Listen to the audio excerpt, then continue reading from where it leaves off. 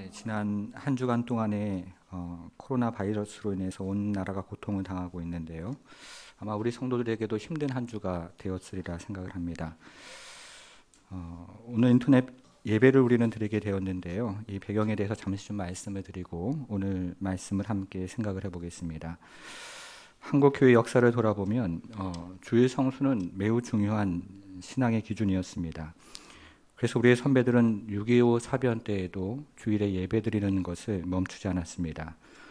그리고 지금도 주일 성수를 위해서 사회적인 불이익을 감당하는 또 성도들이 있습니다. 우리의 장로님 세대들은 주일 성수를 위해서 좋은 직장을 기꺼이 포기했고, 우리의 권사님 세대들은 주일 성수를 위해서 가게 문을 기꺼이 닫았습니다.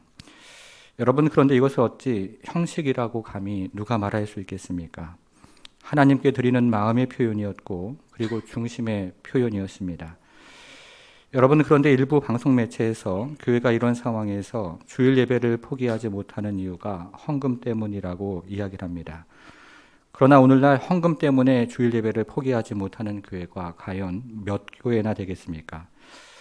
우리가 인터넷 예배를 마지막까지 고민하는 이유는 우리의 젊은 세대와 우리의 다음 세대가 어려운 환경을 마주하면 언제든지 주일 예배를 포기해도 된다고 생각할까 봐 그것이 염려가 되고 걱정이 되는 것입니다. 그래서 저는 지금도 마음이 좀 어려운데요. 사랑하는 성도 여러분. 그러나 우리가 일시적으로 예배와 그리고 모임을 중단함으로 전염병의 확산을 좀 더 빨리 종식시킬 수 있다면 이 또한 하나님께서 기뻐하시는 일이라고 생각을 합니다. 신학자 칼빈이 말했듯이 전염병으로 성도를 보호하는 것이 교회의 책무이고 교회 역시 지역사회에 책임 있는 일원으로서 그 책임을 감당하는 것이 마땅하다고 생각을 하는 것입니다. 그래서 우리 교회는 지난 2월 26일부터 3월 한 달 동안 모든 사역과 훈련을 중단하기로 결정을 하고 장년부 예배는 한 주 혹은 2주간, 그리고 주일학교 예배는 2주간 중단을 하기로 결정을 했습니다. 이것을 성도님들께서 잘 이해를 하시고 힘을 합쳐서 이 어려움을 잘 이겨내야 되겠습니다. 오늘은 에베소서 말씀을 잠시 중단을 하고 시편 63편을 살펴보는데요. 우리가 오늘 살펴보는 시편 63편에는 표제어가 있습니다. 표제어가 어떻게 되어 있습니까? 다윗의 시 유다 광야에 있을 때에 라고 되어 있습니다. 그래서 오늘 시편은 다윗이 압살롬에게서 쫓겨서 광야에 있을 때 적은 시라고 할 수 있습니다. 여러분, 그러면 이때 다윗이 마주하는 상황은 무엇이었을까요? 1절을 같이 한번 보겠습니다. 하나님이여 주는 나의 하나님이시라. 내가 간절히 주를 찾되 물이 없어 마르고 황폐한 땅에서 라고 말을 합니다. 다윗이 압살롬에게 쫓겨 물이 없어 마르고 황폐한 땅을 마주하고 있습니다. 성도 여러분, 그런데 지금 다윗이 마주하고 있는 이 상황이 오늘날 우리가 마주하는 상황이라는 생각이 듭니다. 지금 다윗이 마주하고 있는 상황이 전염병으로 인하여 고통받는 환자들, 이들을 돌보는 의료진과 행정 공무원들, 그리고 경제적으로 어려움을 호소하는 자영업자들과 소상공인들을 비롯한 온 국민이 마주하는 상황이라는 생각이 듭니다. 다윗이 물이 없어 마르고 황폐한 땅을 마주한 것처럼 우리의 온 나라가 물이 없어 마르고 황폐한 땅을 마주하는 것 같습니다. 성도 여러분, 그러면 우리가 이 같은 상황에서 무엇을 기도해야 할까요? 우리는 시편 63편을 통해서 우리 조국 사회와 그리고 우리 교회를 위한 기도 제목을 하나씩 생각을 해보겠습니다. 첫 번째는요, 고난 중에 주님을 찾는 것입니다.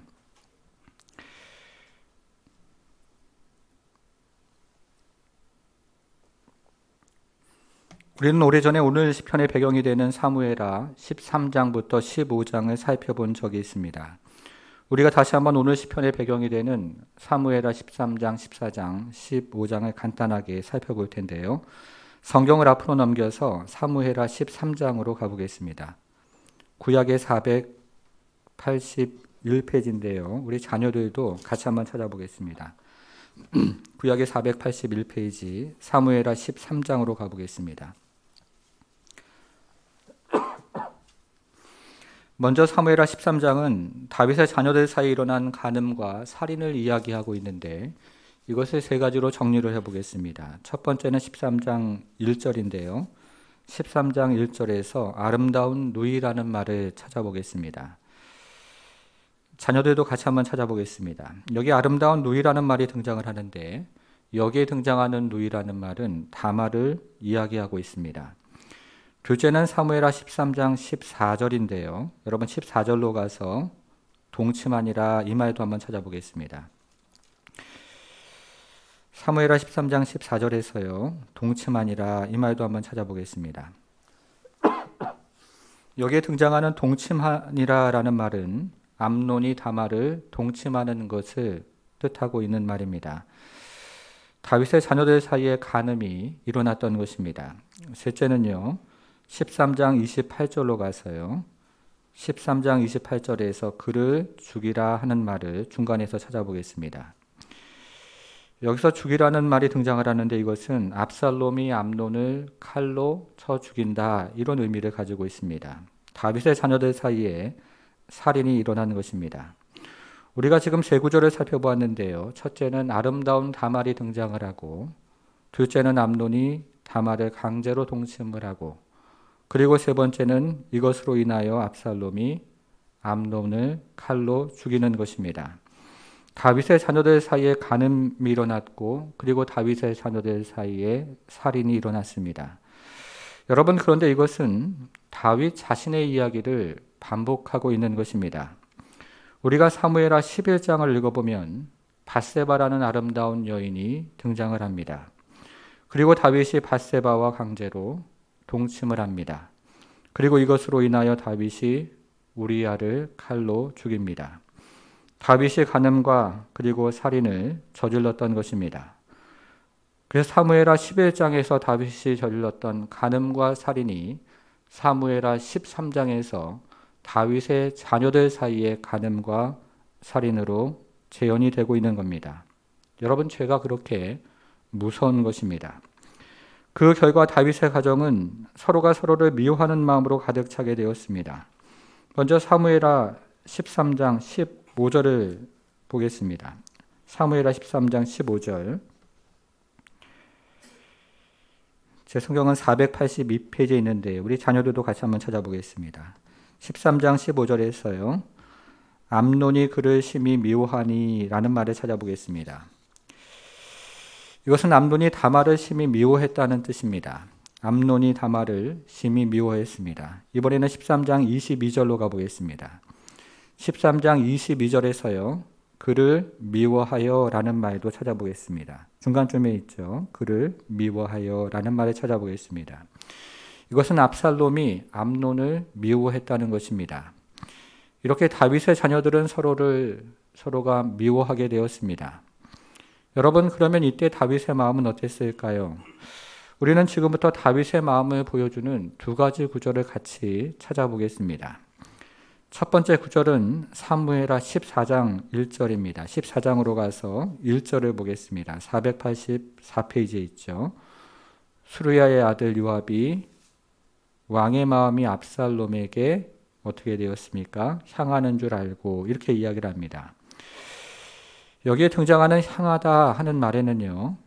이 말은 알이라는 히브리 전치사를 번역한 것인데 여기는 두 가지 의미가 있습니다. 첫째는 향하여라는 뜻이 있습니다. 이것은 그리워한다는 뜻인데 이렇게 해석을 하면 다윗이 압살롬을 그리워하는 것으로 이해가 됩니다. 둘째는 반하여라는 뜻이 있습니다. 이것은 미워한다는 뜻인데 이렇게 해석을 하면 다윗이 압살롬을 미워한다는 뜻으로 이해가 됩니다. 여러분 그러면 둘 중에 어떤 해석이 바른 해석일까요? 다윗이 압살롬을 그리워했다는 뜻일까요? 아니면 다윗이 압살롬을 미워했다는 뜻일까요? 우리말 성경을 읽어보면 다윗이 압살롬을 그리워했다는 뜻으로 이해가 되지만 여기서는 다윗이 압살롬을 미워했다는 뜻입니다.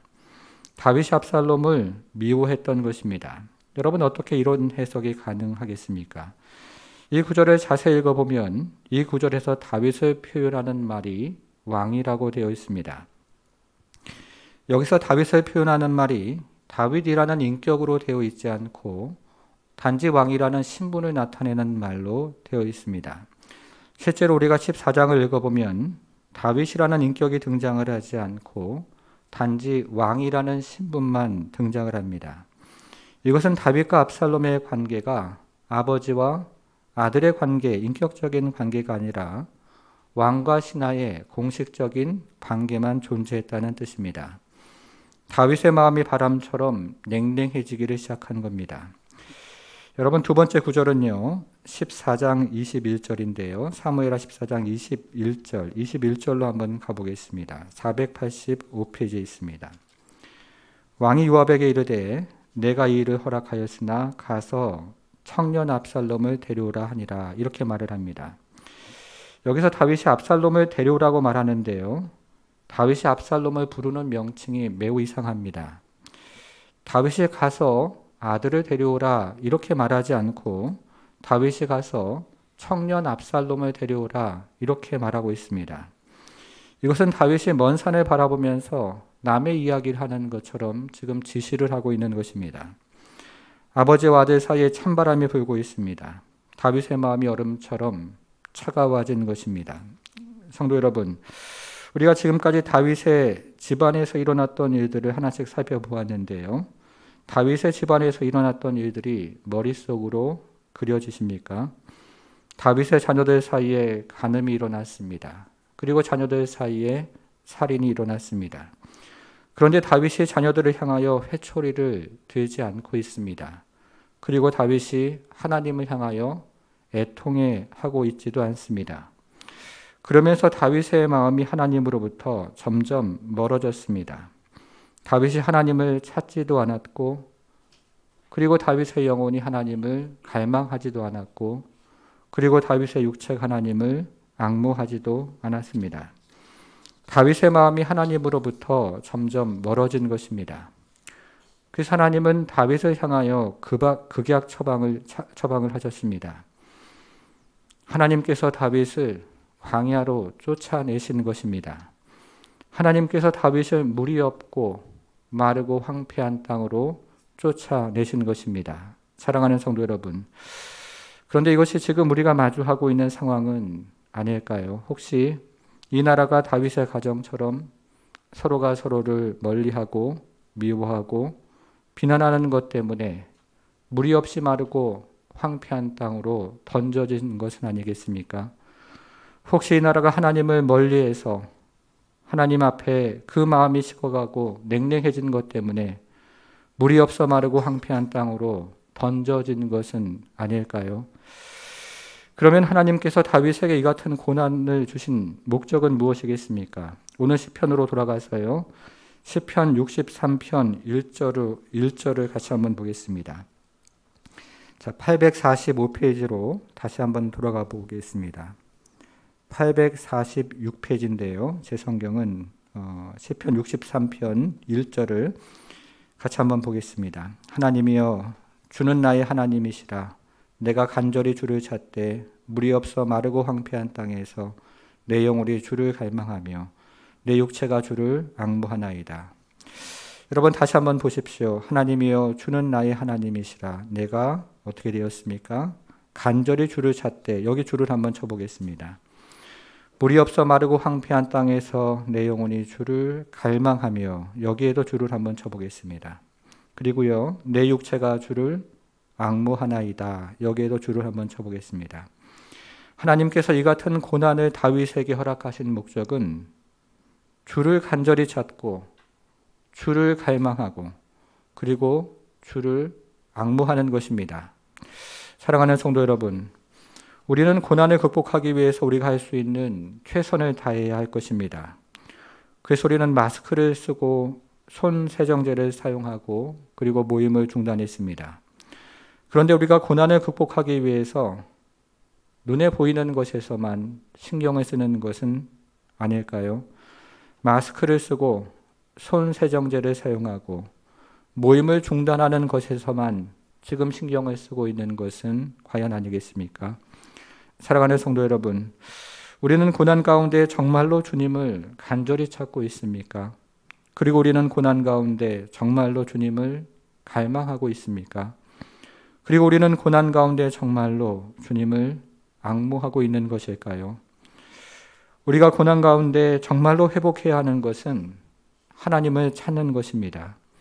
우리의 영혼이 하나님을 갈망하는 것입니다. 그리고 우리의 육체가 하나님을 앙모하는 것입니다. 주님, 이 나라의 민족이 다윗의 집안처럼 서로를 향하여 간음하며 살인했던 것을 용서하여 주옵소서. 그리고 하나님을 향하여 멀어졌던 마음을 용서하여 주옵소서. 이제 우리가 간절한 마음으로 하나님을 찾기를 원합니다. 우리의 영혼이 하나님을 갈망하기를 원하고 우리의 육체가 하나님을 앙모하기를 원합니다. 우리에게 주의 은혜와 긍휼을 베풀어 주옵소서. 사랑하는 성도 여러분, 우리가 고난 가운데 회복해야 할 것은 하나님을 찾는 것입니다. 자, 두 번째는요, 고난의 자리가 성소가 되게 해달라는 기도입니다.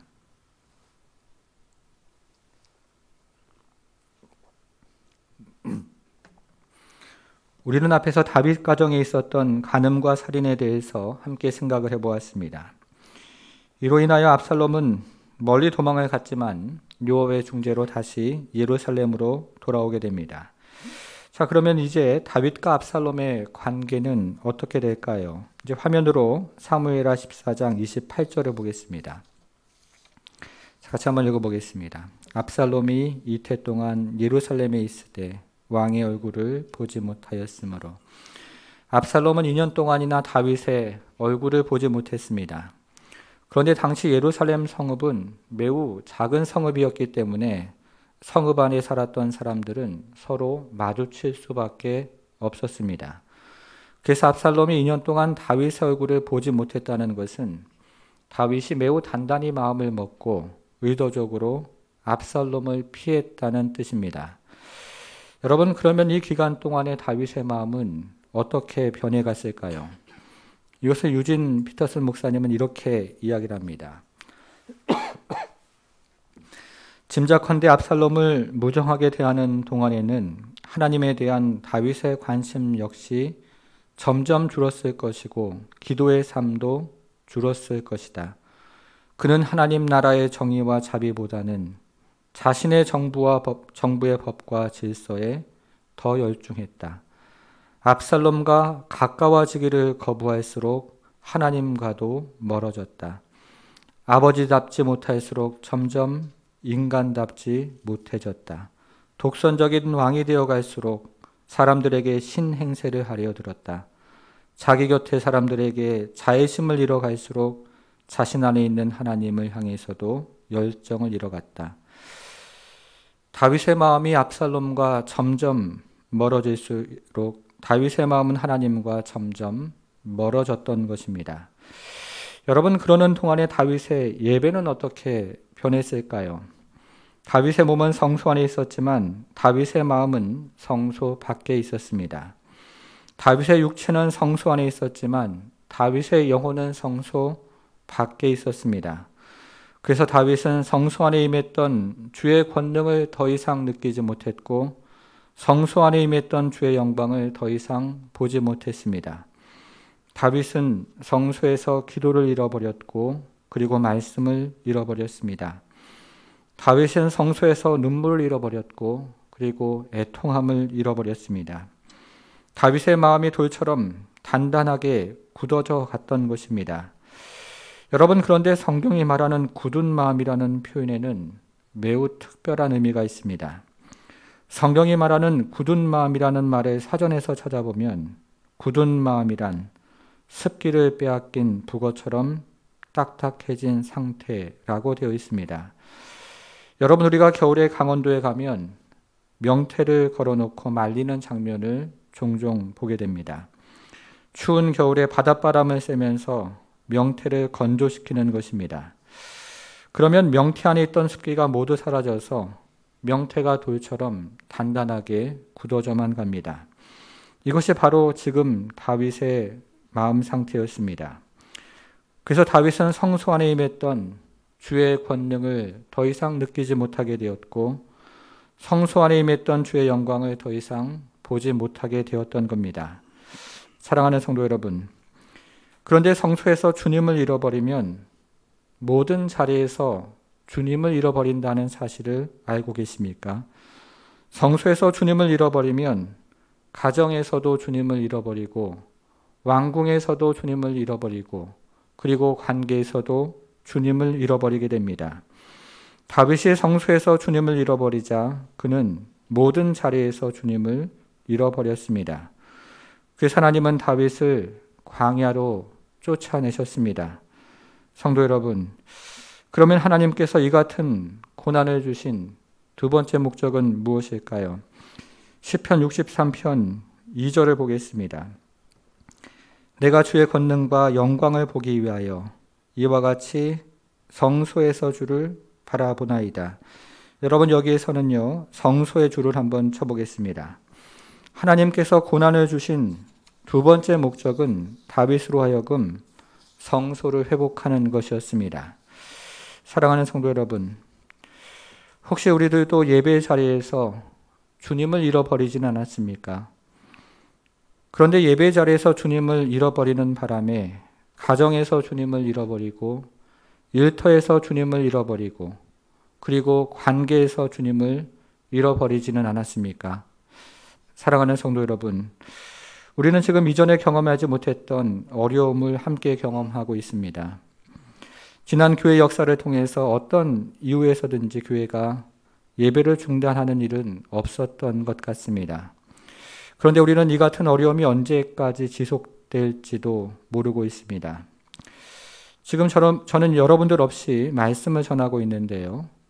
이곳에는 기도를 섬기는 장로님, 사회를 섬기는 목사님, 찬양을 섬기는 또 목사님, 그리고 전도사님, 찬양팀 몇 분만 있을 뿐입니다. 예배 자리가 얼마나 소중한지를 새삼 깨닫게 됩니다. 사랑하는 성도 여러분, 고난의 자리에서 우리가 회복해야 하는 것은 바로 성소입니다. 고난의 자리에서 우리의 성소를 회복해서 우리의 가정이 성소가 되고 우리의 일터가 성소가 되고 또 우리의 관계가 성소가 되어야 합니다. 고난의 자리에서 우리는 성소를 회복해야 합니다. 주님, 예배 자리에서 주님을 잃어버리는 것을 용서하여 주옵소서.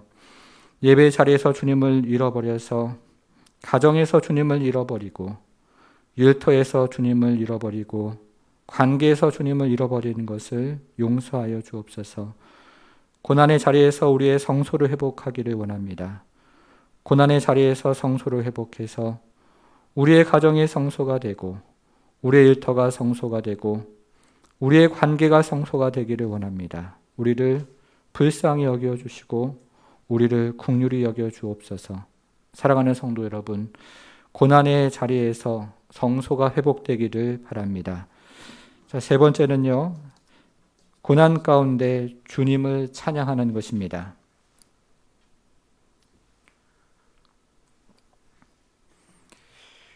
우리가 지금 살펴보고 있는 다윗의 고난은 매우 급박한 그리고 매우 위급한 고난이었습니다.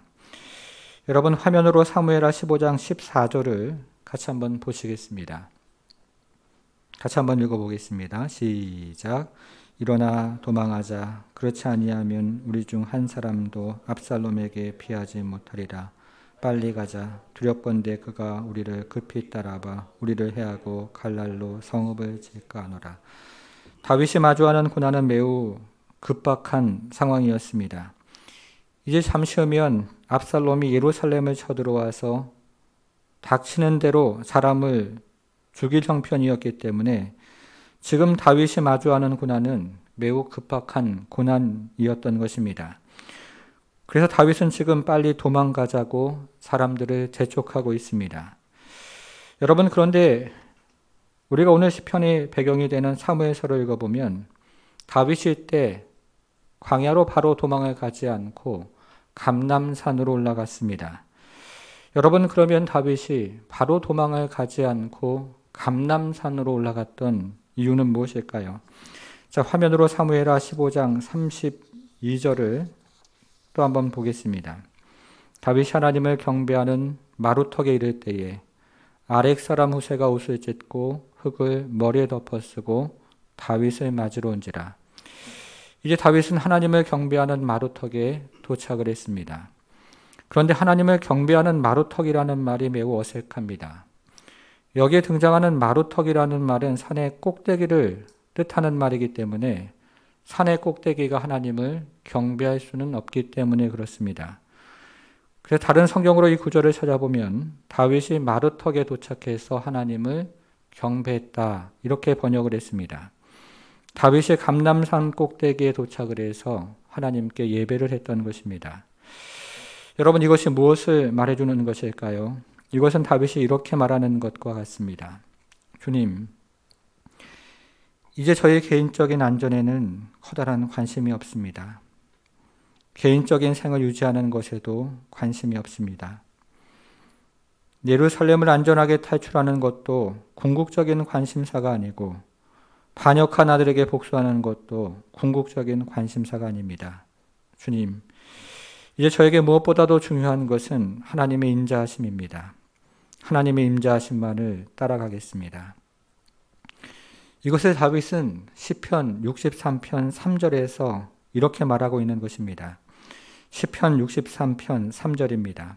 주의 인자하심이 생명보다 나음으로 내 입술이 주를 찬양할 것이라.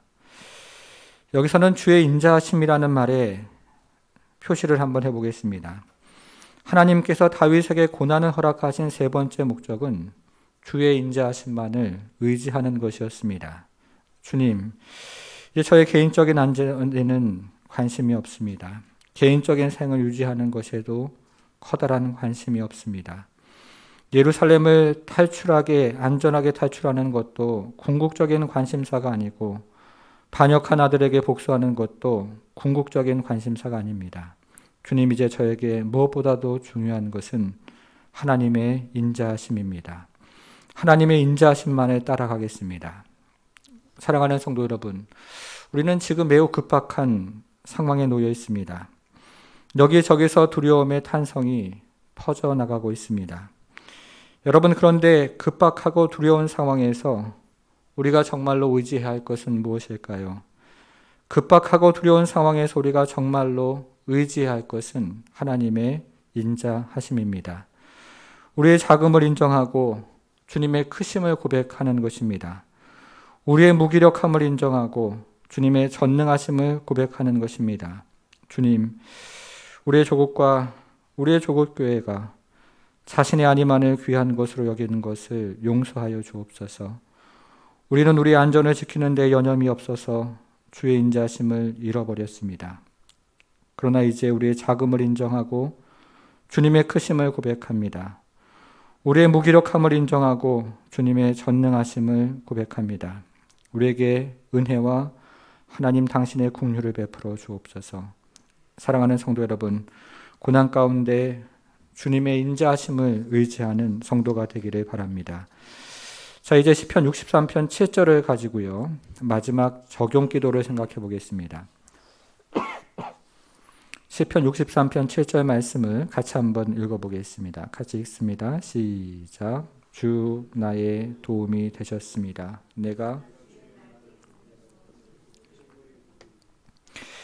여러분들은 어린 병아리들이 모여서 모이를 쪼아 먹는 것을 보신 적이 있습니까? 그런데 갑자기 개나 고양이가 나타나면 병아리들이 이내 어미 닭의 날개 밑으로 숨는 것을 보게 됩니다. 그곳이 안전하기 때문에 그렇습니다. 사랑하는 성도 여러분, 우리가 믿음으로 고백하는 것은 하나님께서 지금도 이 땅에서 일어나는 모든 일들을 섬세하게 보고 계신다는 것입니다. 그리고 하나님께서 지금도 이 땅에서 일어나는 모든 일에 대한 계획을 가지고 계신다는 것입니다. 그리고 하나님께서 지금도 이 땅에서 일어나는 모든 일에 피난처가 되신다는 사실입니다. 그래서 우리는 이렇게 간구하기를 원합니다. 전능하신 하나님께서 전염병으로 고통당하고 있는 이들을 주님의 날개로 덮어주시고 이들을 위해 쓰고 수고하는 의료진들과 행정공무원들을 주님의 날개로 덮어주시길 간구합니다. 그리고 우리보다 더 큰 두려움에 빠져있는 어르신들과 어린아이들을 주님의 날개로 덮어주시기를 간구합니다. 그리고 이로 인하여 경제적인 어려움을 당하고 있는 자영업자들과 소상공인들을 주님의 날개로 덮어주시길 간구합니다. 그리고 두려움에 빠져 서로를 경계 눈초리로 바라보고 서로를 의심의 눈초리로 바라보며 서로를 멀리하는 사람들을 주님의 날개로 덮어주시길 간구합니다. 사랑하는 성도 여러분, 고난 가운데 우리에게 정말 필요한 것은 무엇이겠습니까? 고난 가운데 우리에게 정말 필요한 것은 우리 하나님 아버지이십니다. 하나님이여, 주는 나의 하나님이시라. 내가 간절히 주를 찾되 물이 없어 마르고 황폐한 땅에서 내 영혼이 주를 갈망하며 내 육체가 주를 앙모하나이다. 내가 주의 권능과 영광을 보기 위하여 이와 같이 성소에서 주를 바라보나이다. 주의 인자심이 생명보다 나음으로 내 입술이 주를 찬양하나이다. 사랑하는 성도 여러분, 우리에게 정말 필요한 것은 우리 주님의 인자심입니다. 우리에게 정말 필요한 것은 바로 우리 주님 자신이십니다.